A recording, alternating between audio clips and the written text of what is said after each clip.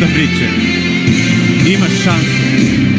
Ćuti, igraj i pobedi. I da već jednom završimo više s tim. Dobrodošli na stadion Rajko Mitić, na kojem reprezentacija Srbije dočekuje reprezentaciju Gruzije.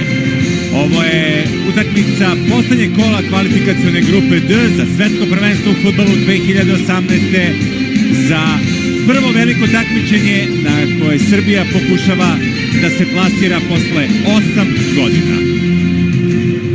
U prošlom kolu prvi poraz u kvalifikacijama, večeras pobeda obezbeđuje put na šampionat sveta koji se naredne godine igra u Rusiji.